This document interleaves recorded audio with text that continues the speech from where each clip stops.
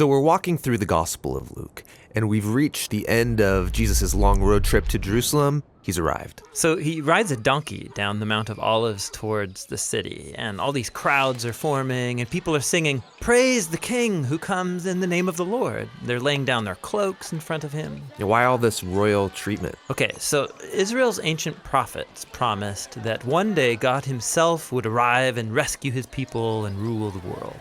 Other times, the prophet spoke about a coming king who would ride into Jerusalem to bring justice and peace. So Jesus is activating all these hopes that he's that king, and everyone's ecstatic. Well, not everybody. The religious leaders, they think Jesus is a threat to their power, and so they're not happy. But even more striking, Jesus himself is distraught. He's actually weeping as he rides. Yeah, why? Well, Jesus can see what is coming. He knows that he won't be accepted as Israel's king, and he knows that Israel will keep going down a destructive path, neglecting the poor, stirring up rebellion against their Roman oppressors, and he knows that it will lead to death. It breaks his heart. And it riles him up. The first thing he does in Jerusalem is march into the temple courts, and he drives out the money changers, disrupting the entire sacrificial system. Yeah, he's staging a prophetic protest, and he stands in the center of the courtyard, shouting out words from Israel's ancient prophets. This is supposed to be a place of worship, but you've made it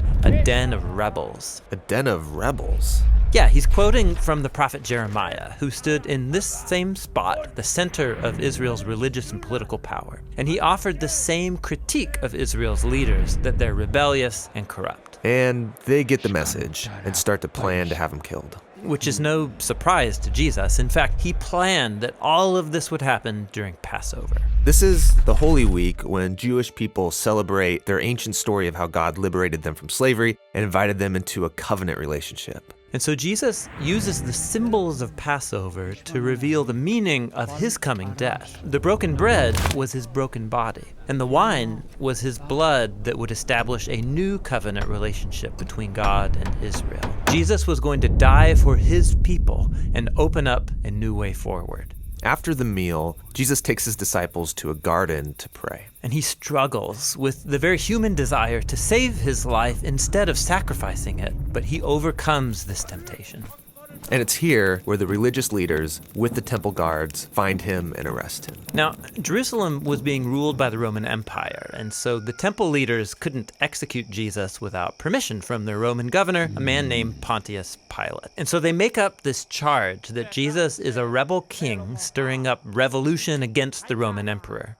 Pilate asks Jesus, "Are you the king of the Jews?" And Jesus answers, "You say so." So Pilate can see that Jesus is an innocent man and he doesn't deserve death. But the leaders keep insisting that he is dangerous, so they negotiate a compromise. Pilate will release an actual rebel against Rome, a man named Barabbas, instead of Jesus. And so the innocent is handed over in the place of the guilty. Jesus is taken away with two other accused criminals and nailed to a Roman execution device. And people are mocking him. Hey, if you're the Messianic king, save yourself and us. But Jesus loved his enemies to the very end, offering hope to one of the criminals dying beside him. And he even prayed for his executors. "Father, forgive them. They don't know what they're doing." And then the sky darkened as an innocent man died the death of a rebel. And then Jesus cried out with ancient words from Israel's Psalms, "Father, into your hands I commit my spirit." And then Jesus died, innocent and alone.